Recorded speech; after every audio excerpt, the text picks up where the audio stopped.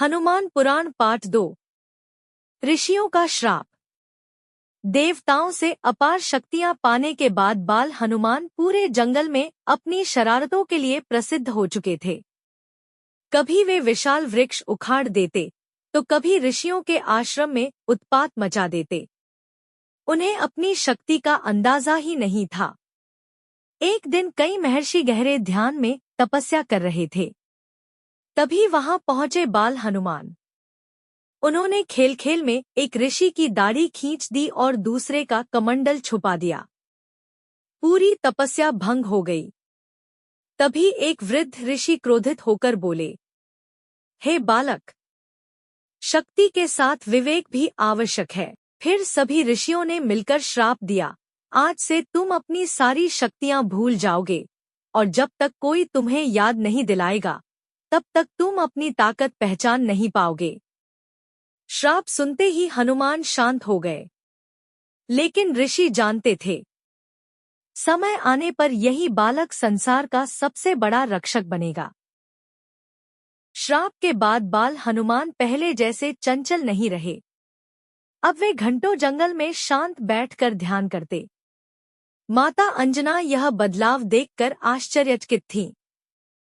उन्हें महसूस होने लगा था कि उनका पुत्र किसी बड़े उद्देश्य के लिए जन्मा है। एक सुबह हनुमान ने उगते हुए सूर्य को देखा। पूरा आकाश सुनहरी रोशनी से चमक रहा था। तभी उनके मन में विचार आया, जो संपूर्ण संसार को प्रकाश देता है वही मेरा गुरु बनेगा। हनुमान तुरंत आकाश में उड़ पड़े और सूर्य देव के सामने पहुंच गए। सूर्य देव ने पूछा, वत्स, तुम क्या चाहते हो? हनुमान ने हाथ जोड़कर कहा, प्रभु, मुझे ज्ञान चाहिए।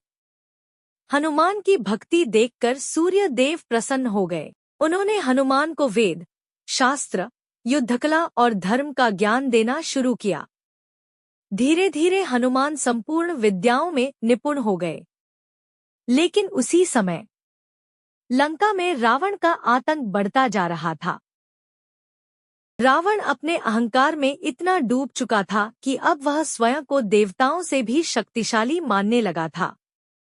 उसके राक्षस ऋषियों के यज्ञ नष्ट कर रहे थे, निर्दोष लोगों को कष्ट दे रहे थे और पूरे पृथ्वी लोक में भय फैल चुका था। देवता चिंतित होकर स्वर्गलोक में एकत्र हुए। इंद्रदेव बोले, यदि रावण को नहीं रोका गया तो तीनों लोग संकट में पड़ जाएंगे। तभी ब्रह्मा जी ने कहा, समय निकट है। भगवान विष्णु जल्द ही धरती पर अवतार लेंगे। उसी समय कैलाश पर्वत पर भगवान शिव ध्यानमग्न बैठे थे।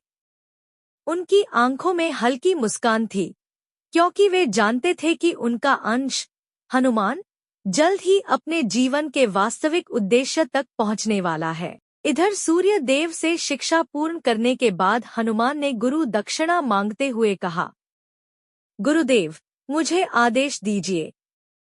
सूर्य देव बोले, मेरे पुत्र सुग्रीव की रक्षा करना। सूर्य देव की बात सुनते ही हनुमान ने विनम्रता से अपना सिर झुका दिया। उनकी आंखों में गुरु के प्रति श्रद्धा साफ दिखाई दे रही थी। उन्होंने दृढ़ स्वर में कहा, गुरुदेव, मैं अपने प्राण देकर भी सुग्रीव की रक्षा करूंगा। सूर्य देव प्रसन्न हो गए। उन्हें पता था कि हनुमान केवल बलवान ही नहीं, बल्कि सच्चे भक्त और धर्म के रक्षक भी हैं। उसी दिन से हनुमान किष्किंधा की ओर प्रस्थान कर गए। घने जंगलों और ऊंचे पर्वतों को पार करते हुए वे उस वानर राज्य तक पहुंचे, जहां भविष्य उनका इंतजार कर रहा था। किष्किंधा बाहर से शांत दिखाई देती थी, लेकिन उसके भीतर भय और संघर्ष छिपा हुआ था। उस राज्य का राजा था महाबली बाली। बाली इतना शक्तिशाली था कि युद्ध में सामने वाले की आधी शक्ति स्वतः उसके शरीर में समा जाती थी। कोई भी योद्धा उसे पराजित नहीं कर सकता था। उसकी गर्जना से पर्वत कांप उठते थे और बड़े बड़े राक्षस भी उससे भय खाते थे। लेकिन उसी किष्किंधा में रहता था उसका छोटा भाई सुग्रीव। सुग्रीव स्वभाव से सरल और धर्मप्रिय था। शुरुआत में दोनों भाइयों में अत्यंत प्रेम था। वे साथ युद्ध करते, साथ भोजन करते और एक दूसरे के लिए प्राण देने को तैयार रहते थे। लेकिन नियति को कुछ और ही मंजूर था। एक रात किष्किंधा के द्वार पर भयंकर राक्षस मायावी आ पहुंचा। उसकी आंखों में आग जल रही थी और उसकी गर्जना से पूरा वन कांप उठा। उसने बाली को युद्ध के लिए ललकारा।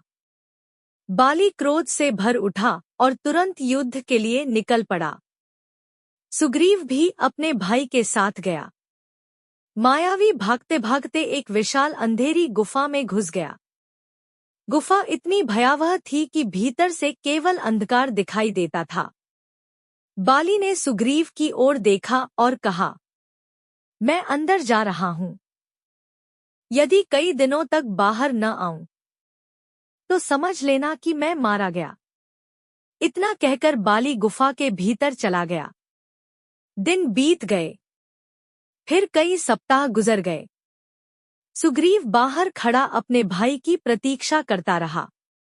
अचानक गुफा के भीतर से भयानक चीख सुनाई दी। कुछ ही क्षणों बाद गुफा से रक्त बहने लगा।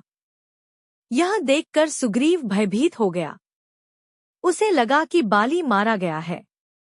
कांपते हाथों से उसने एक विशाल पत्थर उठाकर गुफा का द्वार बंद कर दिया और भारी मन से किष्किंधा लौट आया। लेकिन वास्तविकता कुछ और थी। बाली जीवित था। उसने मायावी राक्षस का वध कर दिया था। जब वह गुफा से बाहर आया और उसने द्वार बंद देखा तो उसके मन में क्रोध की ज्वाला भड़क उठी। उसे लगा कि सुग्रीव ने उसे धोखा दिया है। क्रोध से पागल होकर बाली किष्किंधा पहुंचा और उसने सुग्रीव पर हमला कर दिया। सुग्रीव बार बार कहता रहा, भैया, मैंने आपको मृत समझ लिया था। लेकिन बाली ने उसकी एक न सुनी। उसने सुग्रीव को राज्य से निकाल दिया और उसकी पत्नी तक को अपने अधीन कर लिया। सुग्रीव भय और दुख में जंगलों में भटकने लगा। और उसी समय नियति ने हनुमान और सुग्रीव का मार्ग एक कर दिया।